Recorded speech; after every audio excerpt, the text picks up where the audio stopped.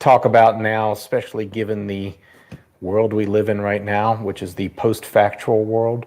Obviously, I'm very concerned about the COVID crisis right now. And a lot of people say, well, don't get into politics, but politics is really about health now. I mean, a lot of people say government does nothing. That is not true. Government does a lot, and our government is responsible for a lot of what happens in healthcare and a lot of what happens to prevent many of the problems that we're seeing now with COVID problems, as well as other health issues and future pandemics that we're going to see.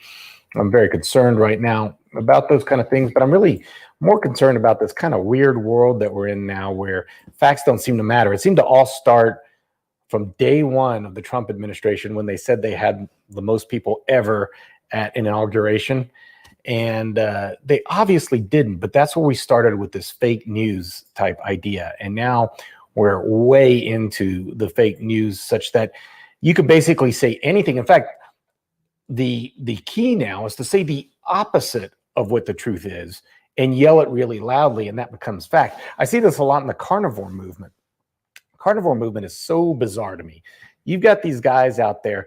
First of all, they say, oh, epidemiology is not good, and this research bad, and that research is bad. But then they find the article that kind of fits what they want to do. I say kind of because I don't think these guys know how to read research, because they will say something that they just read the research wrong. But as soon as they read something that somehow works with them, they put it on their website. The website's an echo chamber, or their Instagram or their Facebook.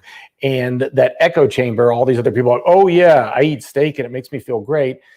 LDL cholesterol doesn't matter. And then you got all these people spreading these bad rumors and getting sick because of it.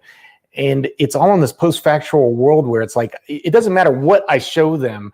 It's all relative. It's fake news. That article was bad. This article is bad. And we're seeing that with everything. We see that with masks don't work, or masks cause, not only do masks not work, but if you wear a mask, you're going to die, which is ridiculous, because as a surgeon, I've been wearing a mask every day for years and years and years. Obviously, that's not true. Masks don't work, these kind of things. And I'm concerned about that. So a big part of what I want this future show to be is to address what is fact. What do we know for sure? What can we argue about, but what do we know for sure? And that's going to be somewhat of our focus in the future, is trying to address conspiracy theory. Unfortunately, I am vegan. Well, not unfortunately, I'm vegan, but unfortunately, I am vegan in a world where vegans have really started to adapt to this conspiracy theory. And it's almost like the far left have met the far right in this really post-factual world. So we'll be discussing that a lot in futures. But what do you got, Jeff? We got any questions? Yeah, here we go. Does meat cause diabetes? Does meat cause diabetes? This is a good question. And it's a complex answer. So going to this post-factual world that we live in, there are some facts, and some of it we don't know for sure. Does meat cause diabetes? I could tell you that meat is correlated with diabetes. In other words, if you look at the EPIC data study, or if you look at the Adventist Health study, or some of these other big, there was a Shanghai study, there's a lot of big epidemiologic studies where they control. So a lot of people think when we do epidemiology, it's like we just look at two people and say, well, this person ate meat and they got diabetes, and this person didn't and they didn't, therefore diabetes causes meat. That's called a univariate analysis. That's not very effective. That's not very good statistics. What we use is what's called multifactorial analysis. So we control for different factors. So it's not fair to do that analysis if one person's obese and one person isn't obese. So we control for weight. And it's not fair to do that analysis if one person works out and one person doesn't. But after doing multiple different controls, meat does correlate with with obesity, but also with diabetes. Now, if you look at it closer, what is the mechanism of action? Because I could show you studies showing the correlation. Do we have a mechanism of action? And we do. We know that saturated fat and inflammation lead to fat going into the muscle cells. You got to understand, diabetes is not a problem of carbs. It's a problem of carbs utilization. Now, we know there's a problem with carbs utilization because your blood sugars go high, but too many people focus on the fact that the blood sugar's high. That's not the problem per se. The problem is It's high because of the actual problem. And the actual problem is our body, every cell in our body is made to use sugar for energy. We have receptors in the cells that bring the sugar into the body. Now, the key to unlocking the receptors that allow sugar to go into the cell, the key is insulin. But if we get fat into our cells, it blocks where the key goes in. And the cell can no longer get the sugar into the cell for processing, and then our blood sugars rise. And then you start getting complications with high blood sugars. But the problem is that key, that insulin not working. And that is because of fat and inflammation and the fat getting into the muscle cell, so it's not working. So that's the mechanism of action. And we have randomized control studies. I'm trying to get a grant for a even more in-depth one. But recently, the NIH study, they put people in a hospital setting. I don't know who volunteers for this, but imagine staying 1 month in a hospital and being monitored.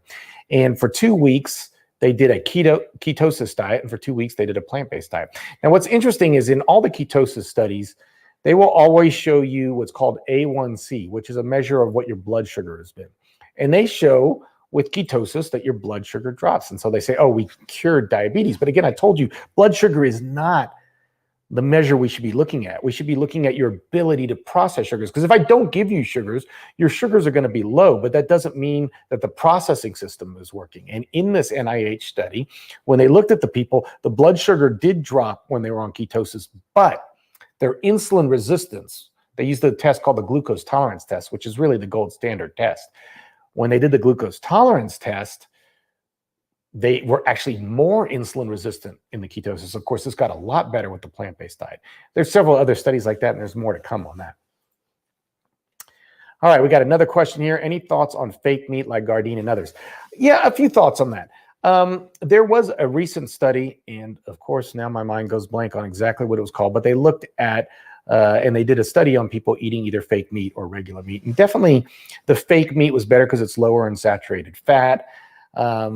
It is not what I would call ideal food. It's not a whole food plant-based diet, but I eat it all the time. I usually eat it, if I'm making a spaghetti to add a little bit in to make it like a bolognese. It gives it a little more substance. I think it could really help people switch from a meat-based diet to a plant-based diet. Certainly, it's a lot better for the environment. That's no question. And so I think it helps. I don't think your diet should be, when I first switched from eating a regular diet to a plant-based diet, it was a huge stress because first of all, at that time, there wasn't much around. And I was like, am I supposed to just eat salad all the time? Is that all I'm going to eat? And that kind of freaked me out. And but the problem was I just started eating nothing but veggie burgers. And I just ate veggie burgers all day and night. And that's not necessarily healthy too. It wasn't until I really started eating a whole food plant-based diet where I really started getting grains and greens and fruits and vegetables that I really started feeling healthy. Tell us about the COVID-19 recovery rate. I can't tell you much about that. There's still so much. I try to keep on top of the COVID data, and I'll tell you, it's crazy. It pours in every day. There's a new study and there's a new article. The death rate seems to be dropping. You got to understand there's different rates. Like a lot of people say, oh, only 0.1% of people will die from this, but that's not an effective way at looking at a disease. I think a much better way of looking at it is what's called case fatality rate, which is how many people that actually really have the disease die from it, are symptomatic and die from it. And that number is going down. And that's because we have very effective therapeutics now for people that truly get sick. But I don't think the death rates are really what we need to be looking at. We need to be looking at hospital utilization. The problem comes when hospitals get too busy to treat other people. And we saw this recently when we did the lockdown and we stopped all surgeries, everything. There became a backlog of people. We started seeing really bad gallbladders that could have been taken care of electively, easily, but now they're coming in much later with bad gallbladders. We see people having heart attacks. We see people not getting the usual care they need. If we get to a situation where the hospitals are so busy that we can't take care of the usual disease processes, and on top of that, the nurses start having a real difficulty caring for the patients, and the doctors get overworked, that's when we get the real crisis. And yes, we are able to save lives, but if we get overutilized, we could cause a lot of morbidity. And on top of that, there's a lot we're learning about COVID. It tends, you've heard of these people that continue to have problems even after their infection, loss of smell, loss of taste, even long periods of time, fatigue. So we're still learning about those things. And we get briefings at my hospital, but we're still in a process of learning. What are my thoughts on soy milk and flaxseed oil? Okay, so I like soy milk a lot. I'm a very big proponent and believer in soy. I'm a big believer in phytoestrogen. There's some good evidence that soy can actually help prevent breast cancer, or prevent breast cancer recurrence, at least in people that have had breast cancer before. You do got to worry a little bit about the processing of how they make soy milk, carrageenan and stuff that goes into it, but I'm not too worried about it. I'm not drinking that much of it. And so I think soy milk is pretty good. I would urge on flaxseed oil to rather get actual flax seeds and grind them and consume them immediately. I get a little bit worried about oxidation of polyunsaturated fatty acids, which is not a good thing. And if you're storing a flaxseed oil, that could be a problem. The other thing is, I'm a little bit worried of flaxseed oil. We're starting to get a little bit too much omega-6 to omega-3. And that can lead, in plant-based diets, we tend to get a lot of omega-6, but we don't get as much omega-3. And so I'm not a huge fan of the flaxseed oil and the processing to get that oil. I'd much rather people take some flaxseed, store it cold and dark, take it out, grind it, put in your smoothie or your oatmeal. And that's a safer way to consume it, in my opinion. Does oil or sugar make you fat? There's so much controversy. Okay. Excess calories make you fat. So any way you're getting excess calories is going to make you fat. So there was a really interesting study. This nutrition professor in Kansas wanted to prove this. And he went on a Twinkie diet. A Twinkie, Doritos, junk food diet. But he only ate 1,800 calories. And he did that based on the fact that he did tests on himself. He was overweight and found that his basal metabolic rate was about 2,000 to 2,200 calories. So he ate 1,800 calories. He lost weight. He's eating absolute junk food. He's eating fat. He's eating sugar. He's losing weight. So calories are what count for weight loss.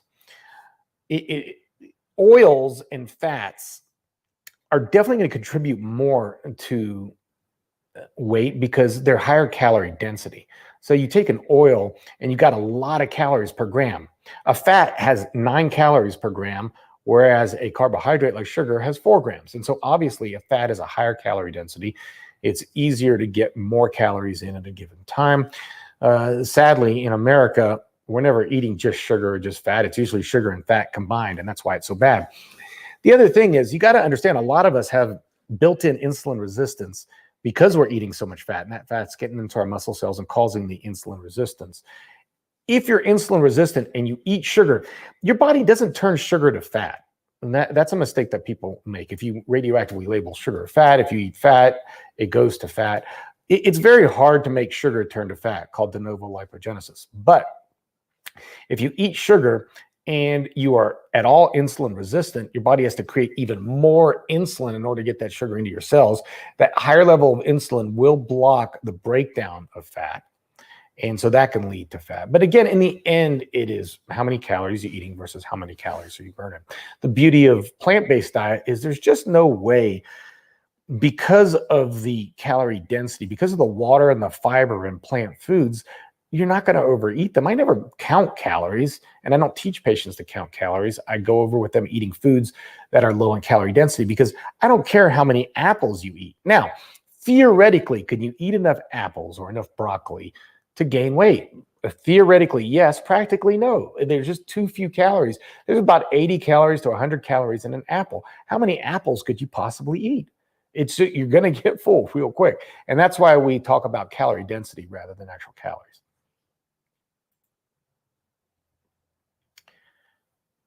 What are my thoughts on raw plant-based diet? And some are good, and winter, love steamed veggies. I know some very healthy raw plant food-based diet people. I find that diet a little bit The raw plant food people that I know, they eat a lot.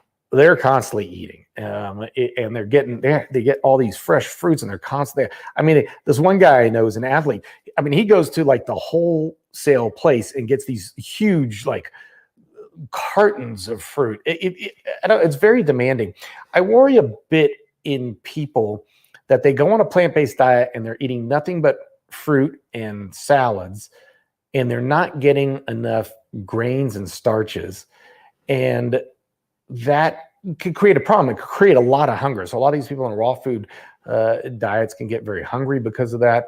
And I also worry sometimes that they don't get enough fiber. You would think that fruits and vegetables are enough for fiber, but you get a lot more fiber from beans and from grains, which are left out a lot in plant-based diets, unless they're in raw plant-based diets, unless they're doing things like sprouting and eating foods that way.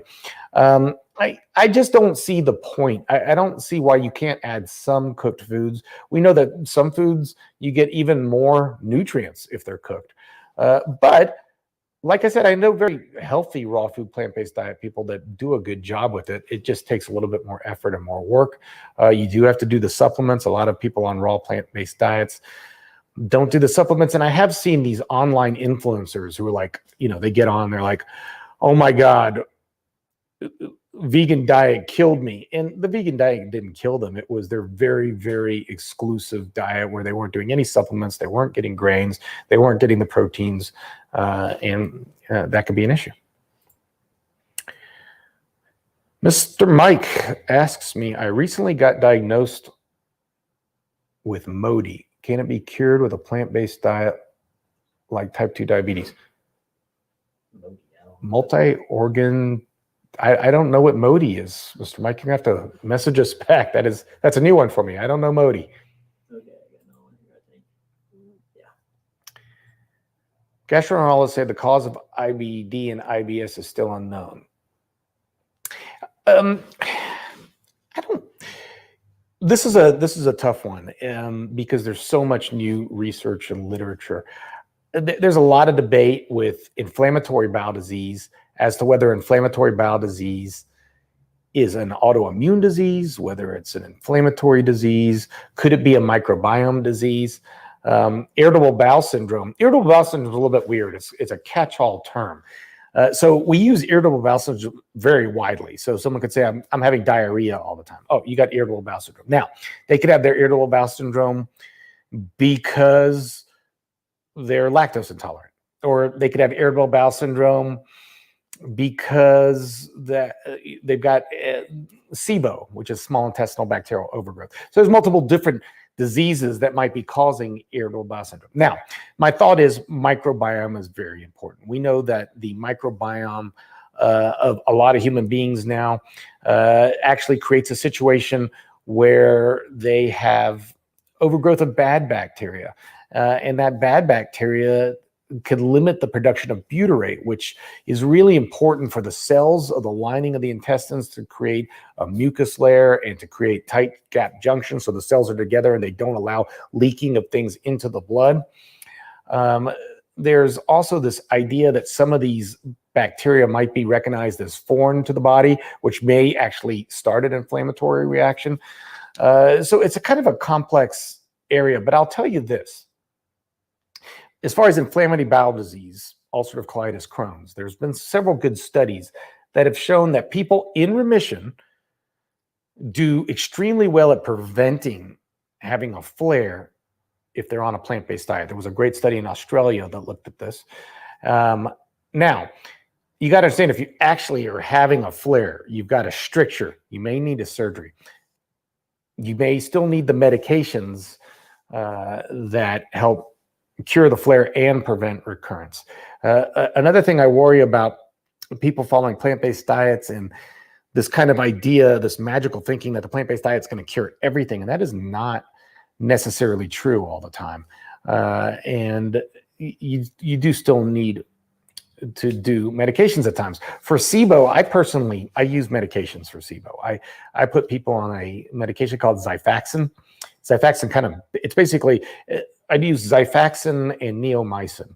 And these drugs, they're antibiotics that your body does not absorb but it's basically like carpet bombing the intestine. You're just killing every bit of bacteria and everything in there, which is not a good thing. But if you've got SIBO, if you've got bad bacteria, I'm trying to clear it out. Then I put them on a plant-based diet, high in fermented foods. And I've had pretty good success with doing that. You could see a lot in my gastric bypass patients. You could see SIBO pretty easily because there's parts of the intestines that are rerouted away from the food stream and they could get bacterial overgrowth. And that's been very successful in those patients. But yeah, that's an interesting topic. And we're going to learn a lot more about that as time goes on. A friend's daughter just had a gastric bypass. I know it's what she needed. However, a surgeon has put her on a high protein, low carb diet, pretty much keto. She's now terrified to eat an apple. Do you have a book I can refer to? You know, there's no books on this with gastric bypass patients. It's interesting that from gastric bypass. So when I first started doing gastric bypass and weight loss surgery, I would go to these conferences and all the surgeons would be there and we would talk all week about obesity. We hardly talk about food, which is very weird, right? You would think you would talk about food at an obesity conference. When we did, it was always about high protein. And then the weird thing is we would have a talk about microbiome affecting obesity. And I would have to get up and say, people, you understand that based on a study done in Nature, they showed that if you eat a meat diet, you get the wrong kind of bacteria for weight loss. And if you eat a plant-based diet, you get the right. But we're telling people to eat meat. That's a problem. One person got up there and they were talking about how ferritin and heme iron is really bad for metabolic disease because it affects the beta cells in the pancreas that secrete insulin. And yet that person recommends a low-carb diet, which is high in the iron that they just studied. That they're missing the forest for the trees. So it's been ingrained in bariatric surgeons to recommend a high-protein diet with no evidence to support it. There was one study there's a basic manual, almost like operator's manual for gastric bypass that's put out by the American Society of Metabolic and Bariatric Surgery.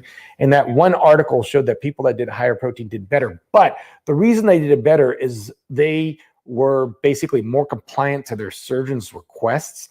The other group was just eating junk food and wasn't compliant at all with anything. And so it just wasn't a very good study. With my patients, I don't ever tell them to eat a lot of protein. Any of my patients that are on here know that and can vouch for that. I just recommend them eating whole foods.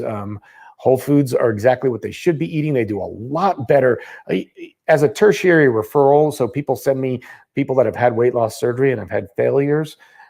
My number one thing I've got to deal with them is erasing the teaching they've had before and teaching them a new way to eat. They almost uniformly do better when they can follow this new way of eating, which is not high protein, which is not low carb, which is all about apples. And they do very well with that. Would fasting once a week be a healthy way to reduce weight? That's a good question, and that is very depending.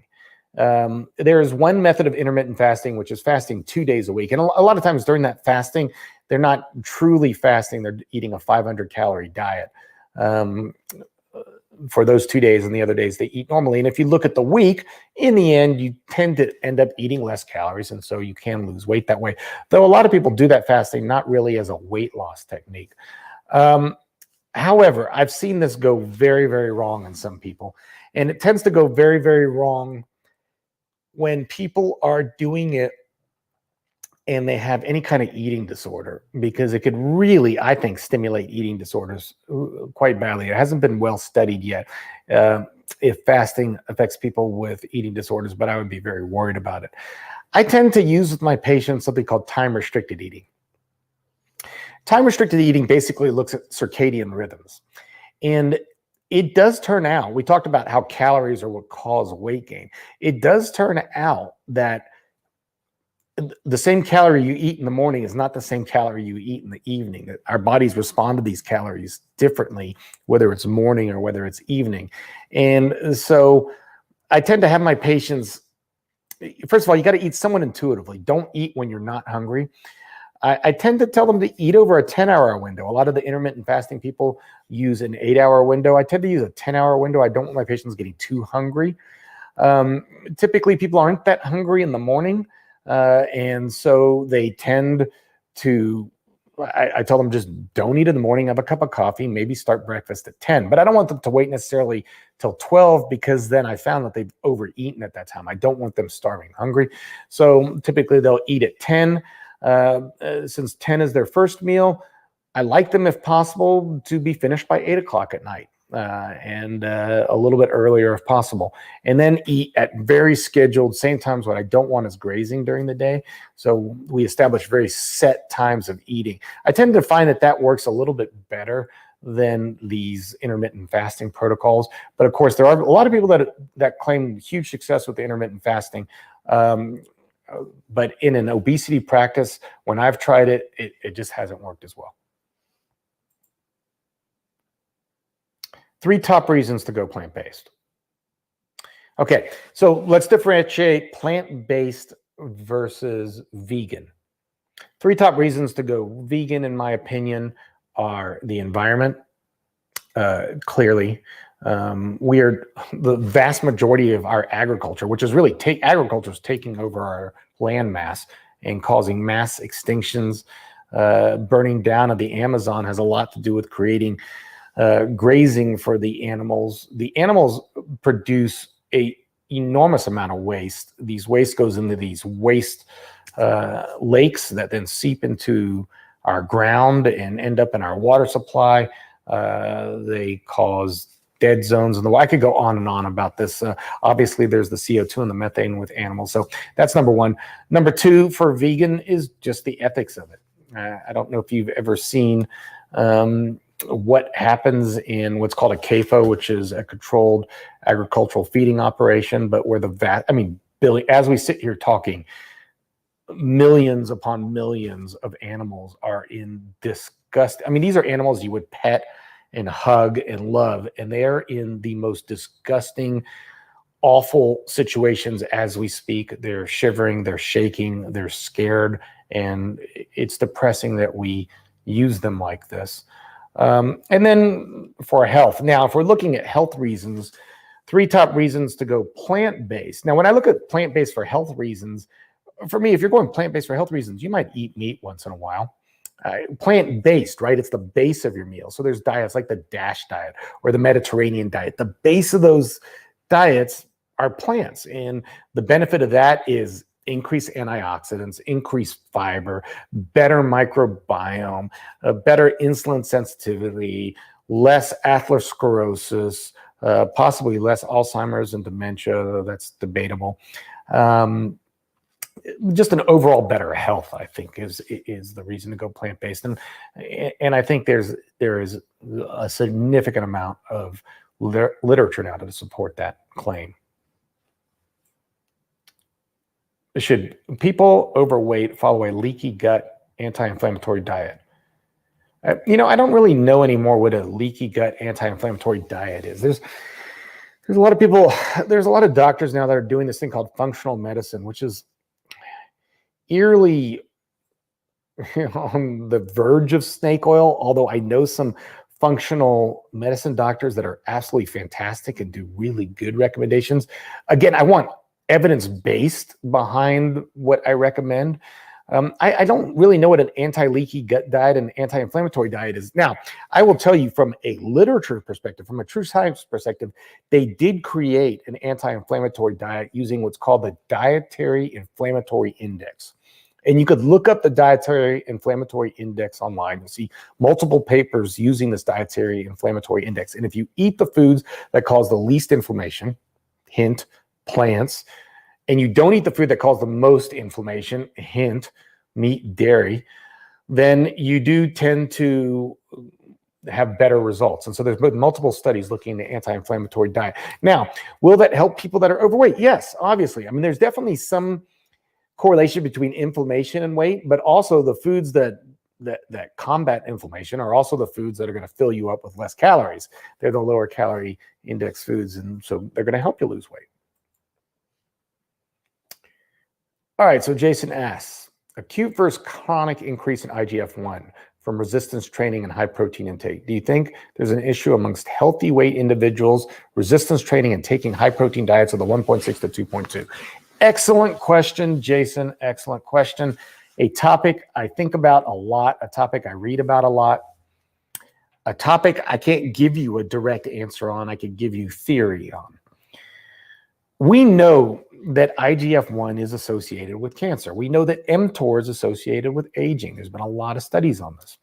We know that higher protein diets, especially diets that are high in leucine, which are diets that tend to be, you got to understand that a plant protein has a lower leucine, so it's got less of a stimulation of IGF-1 than an animal protein does. And so we know that people that have high IGF-1 can lead to different cancers. We know, first of all, in people that congenitally have high IGF-1, like in acromegaly, those people tend to have higher prostate cancer, colon cancer. And so we also know that people that aren't congenitally having high IGF-1, but that eat a high protein diet that gets them higher IGF-1 do correlate with high protein diets, do correlate with cancer. So what about people that are lifting weights and they want to maximize their muscle building? And there are a lot of really good researchers now that have shown that probably the ultimate, like what you, above 2.2 grams per pound of protein is just totally unnecessary. There's a debate over 1.6 to 2.2. I think most people now are favoring 1.6 being the number of the absolute optimization. Now, that optimization, interestingly, is looking at muscle protein synthesis. And muscle protein synthesis, you would think would create more muscle gain.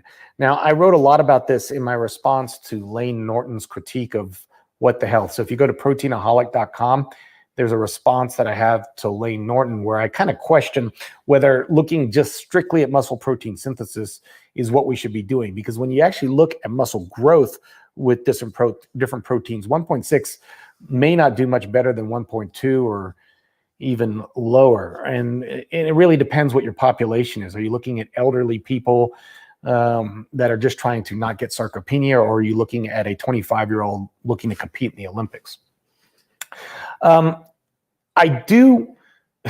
If you're going to get that much protein, there's no way you're going to get that protein just after a workout, right? So you have to eat it all during the day. So what you're constantly doing is you're constantly stimulating IGF-1 and mTOR all during the day. My thought is, and we don't have a lot of research on this, but my thought and my feeling is that that's not good. This chronic stimulation of IGF-1 and mTOR may be a problem. And if you look at some of the anti-aging literature and they start looking at the blue zones in places that have a lot of longevity, you start seeing a situation where these people aren't getting this chronic high IGF-1 and mTOR. And so personally, I try to get a protein stimulus right after my resistance. That's the one time that I will do a higher protein type meal, but during the rest of the day, I don't try to get a lot of protein because I don't want this chronic IGF-1 and mTOR. Now, I do eat soy quite a bit, and so soy does stimulate IGF-1. It actually does have high leucine, but in some studies, it's shown that soy actually increases IGF-1 binding protein, and it may be that by stimulating that IGF-1 binding protein, that you're not getting as effective a high IGF-1. But I would also ask you to just think for a bit and ask yourself, how much do I need to optimize how big I am? Is it like, I understand if you're an Olympic athlete or you're really in a competition. It's what's crazy to me is there's just so many guys in the gym and girls that are trying to do everything to get as much muscles. They're taking steroids. A steroid use is unbelievable. They're doing everything they can to try to get the slightest increase in muscle. Is it worth it? Especially if you're eating a lot of meat, because we know there's high ferritin. We know there's high heme iron, which is a problem. We know there's high N-nitrosamines. We know that there's all kinds of different issues in these high protein diets that may be really affecting the risk of getting cancer in the future and heart disease. We know bodybuilders, in studies of bodybuilders, that they have a very shortened life expectancy, scary shortened life expectancy. Now, is that because of steroids? Is that because of high protein? We don't know the answer to that. This is just saying, like, let's look at them and compare them to the population. there was a similar study done on Tour de France bikers, and they did not have nearly the decreased life expectancy, but we know that they did use performance enhancing drugs. So, but they tend to towards a higher carb, lower protein diet. But these are all just kind of univariate analysis. It's not a really good study. So to sum it up, I think that a acute rise in IGF-1 and mTOR directly after you work out, but then not during the rest of the day, may be the safest and best way to optimize. Or I shouldn't use the term optimize if we're looking at not just your size, but also your health.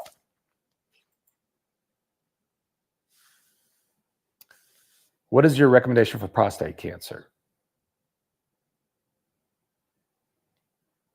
I mean, so there's been several good studies on prostate cancer. You got to understand there's no one study, right? So if you look at prostate cancer, like, look, we could look at the Japanese and we could say, well, the Japanese have less prostate cancer than us.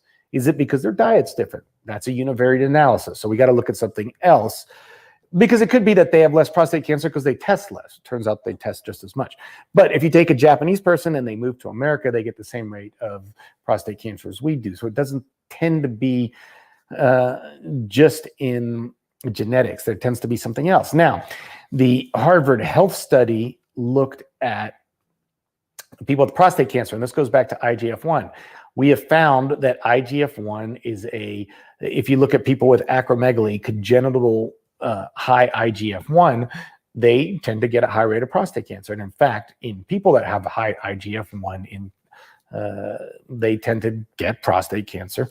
And that could be from diet. And in the Harvard Health Study, health profession study, they did find a definite correlation between dairy, which does stimulate IGF-1 because it's very high in leucine, and prostate cancer. So we've got a mechanism of action. We've got epidemiology. Now we need a randomized controlled trial. And Dr. Ornish did a really good randomized controlled trial looking at people with a low-grade prostate cancer, high PSA, put half of them on a plant-based diet and saw a very direct drop in PSA, prostate-specific antigen, test for prostate cancer. And that spoke strongly to me. In fact, he took the blood of people that were on the plant-based diet and he dripped it onto an agar where he was growing prostate cancer cells, and their blood actually killed the cells 8 times better than people that weren't on the plant-based diet.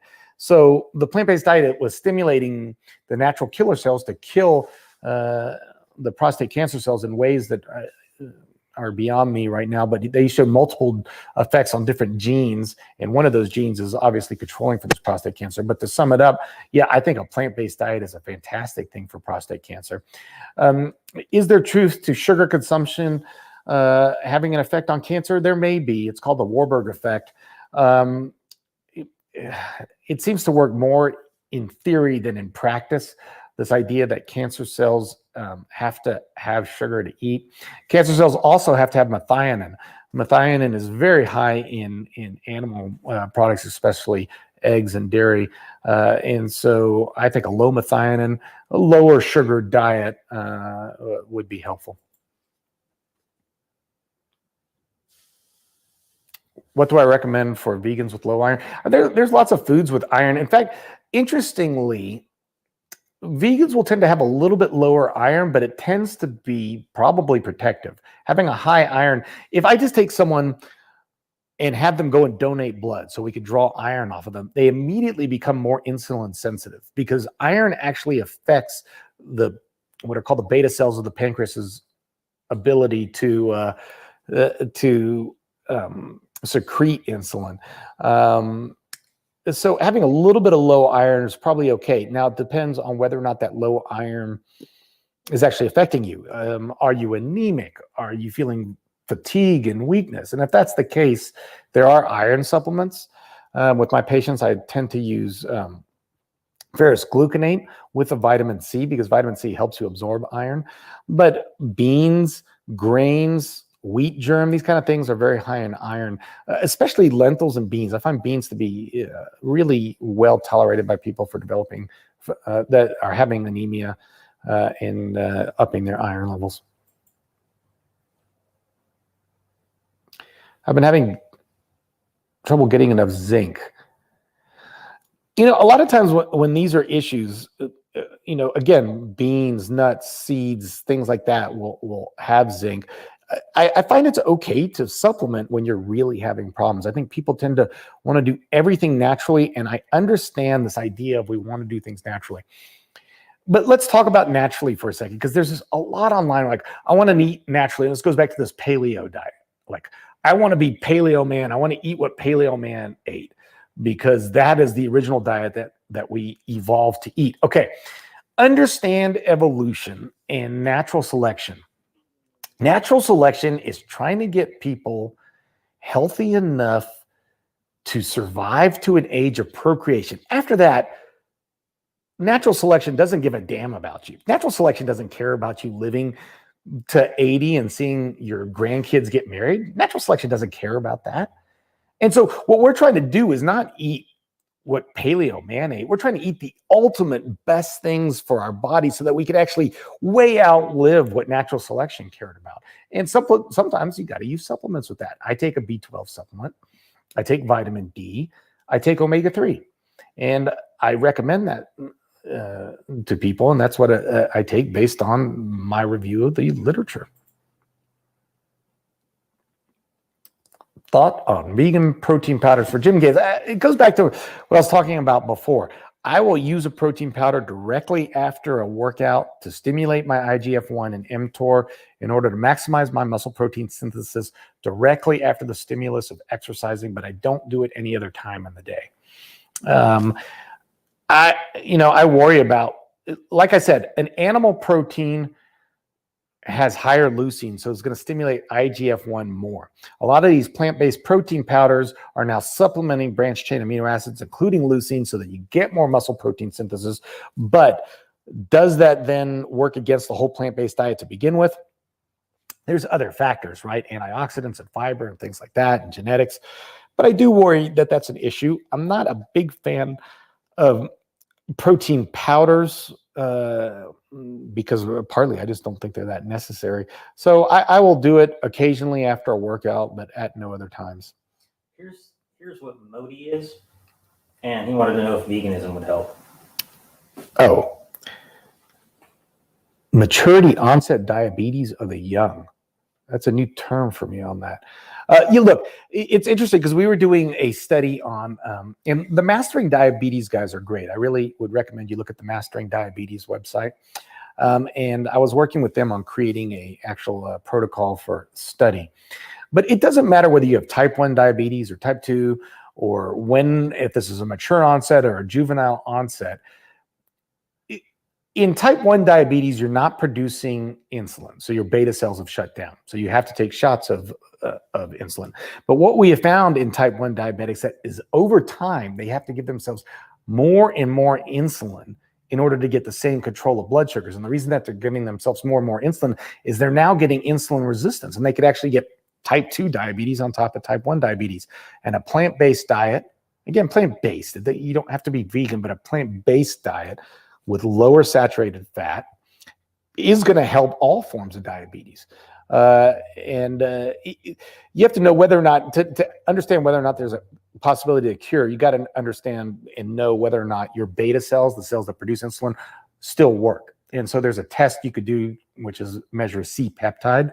And if there's still C-peptide in your body, in other words, your body is making insulin, then yes, a plant-based diet could potentially cure it. We've seen that many times before, but not always. Sometimes you do need the medications on top of it.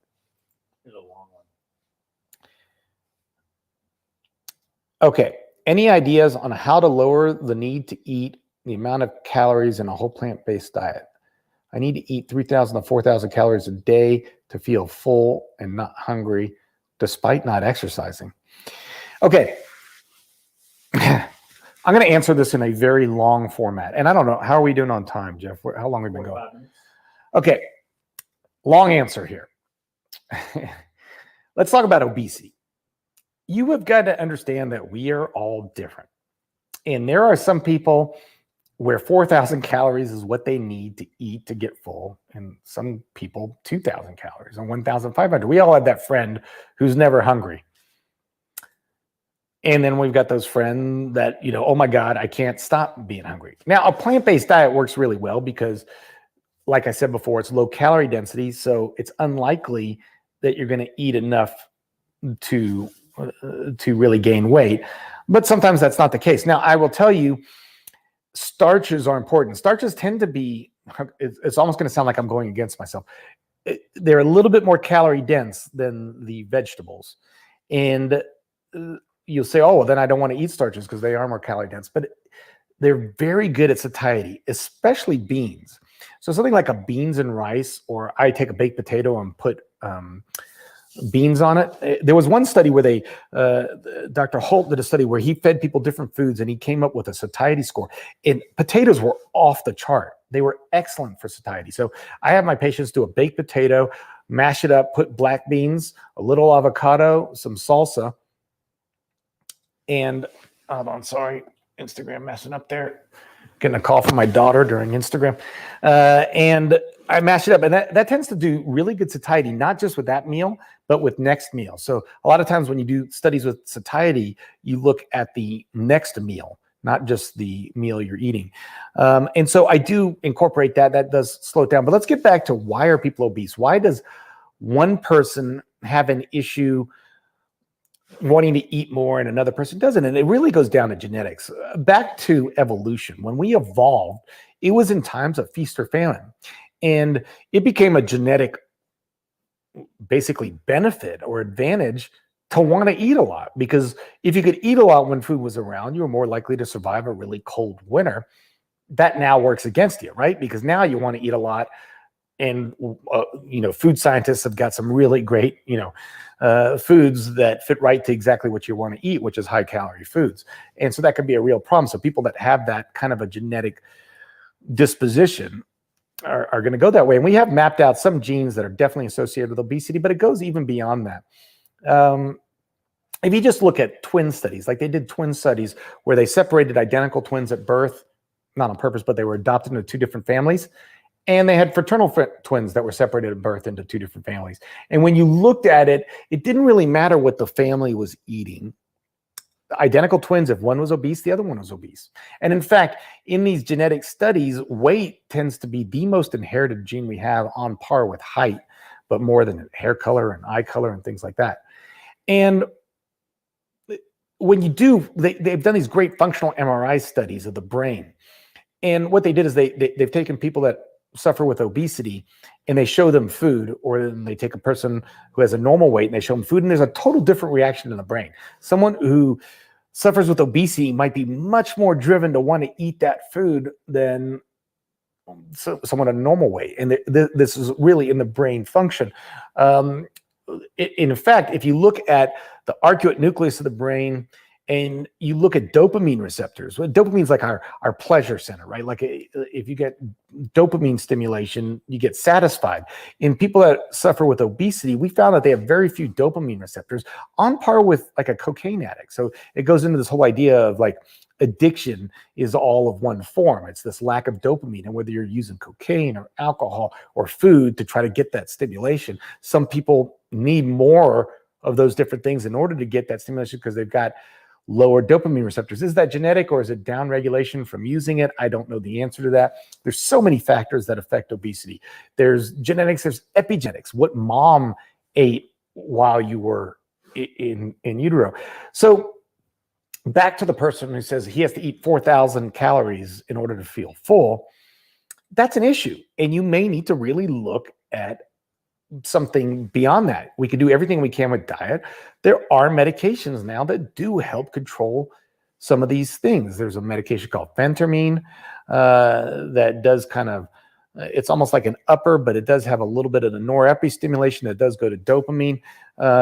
There are things like naltrexone that blocks the opioid receptors, but does have an effect. So there are different medications that can help. And then certainly if you're getting into real serious obesity, like I see in my clinic, then surgeries definitely help. And then, like I always say, the surgery is a tool. It's a tool to help you change a lifestyle. It's very hard to change lifestyle when you're constantly hungry. But if we could control that hunger, then it's easier to make better food choices. I had one right here. Look at this.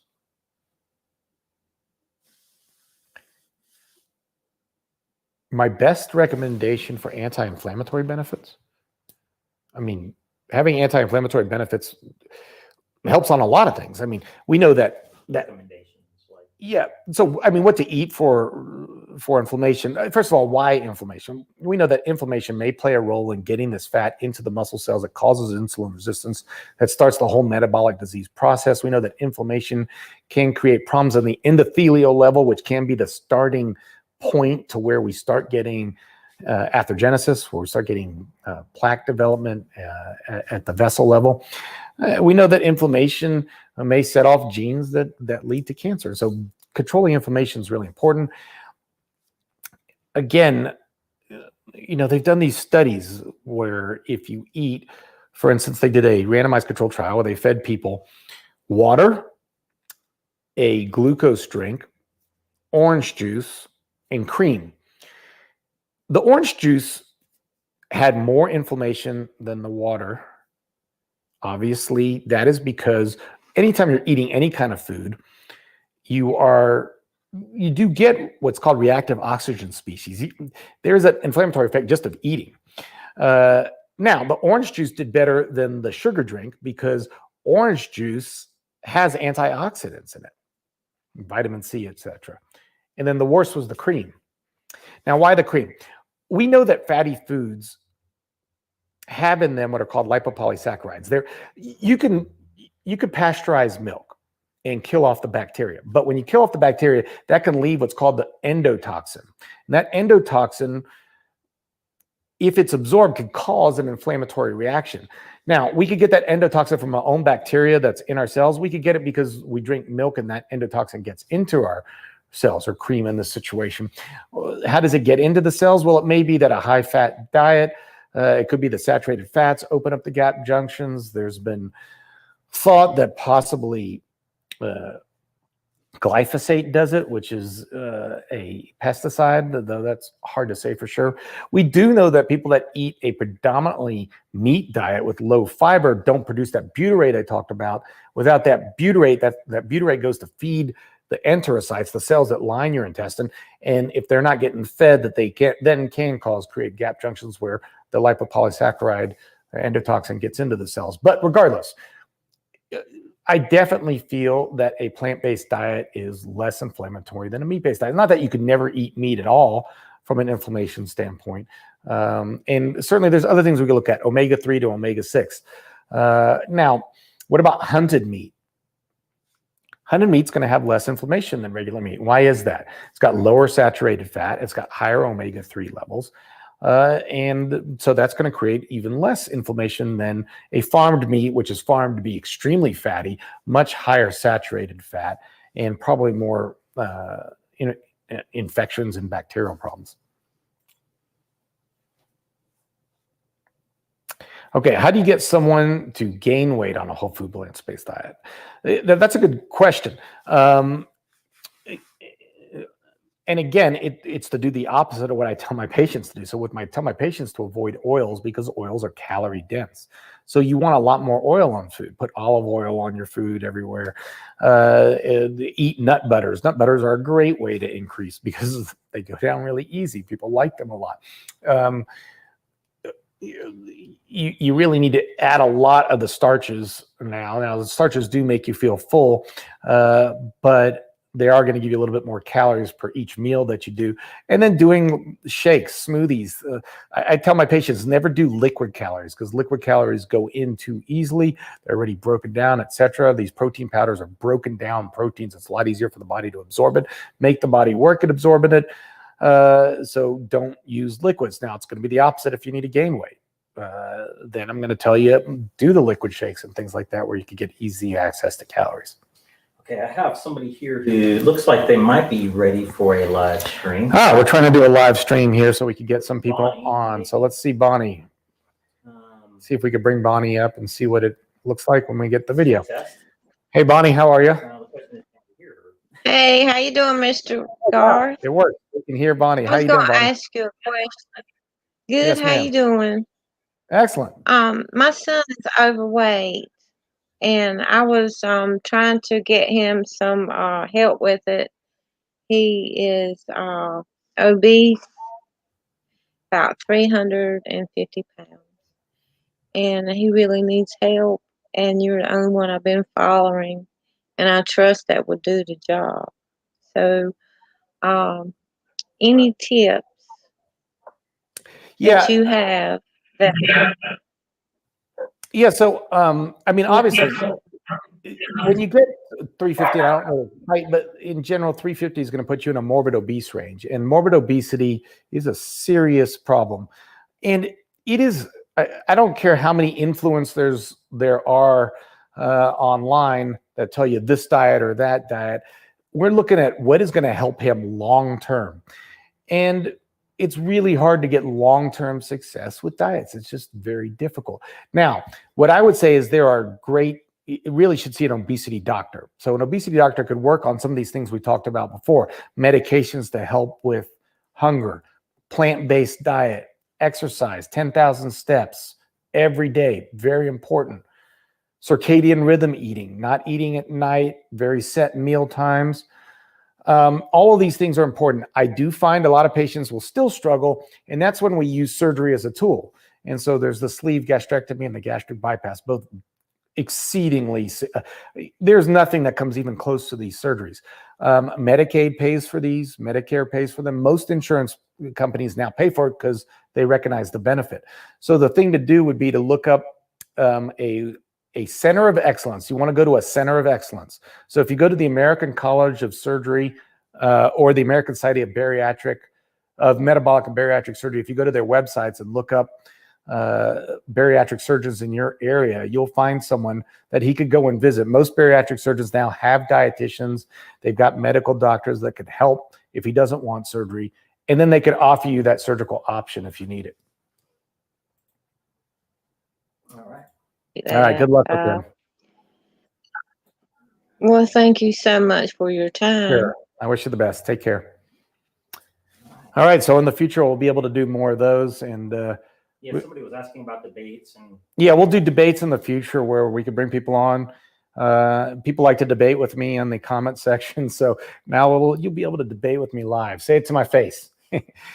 All right, guys. Well, thank you very much. We're just kind of experimenting with this, but in the future, we will have guests and we will try to make it more interactive with people. And we're going to try to get Instagram kind of looped into this. So Instagram's a whole different process. So if you're following on Instagram, you're going to have to go to that link to go to StreamYard in order to get in, or go to my Facebook page in order to do it, or YouTube. Yeah. All right. We're going to do more. I'm going to have a website where there'll be more information on this. And in the future, we may even do classes where you could sign up for classes where I will teach a lot of the things I teach to my patients in order to lose weight. So just experimenting with these things, but thanks for joining us.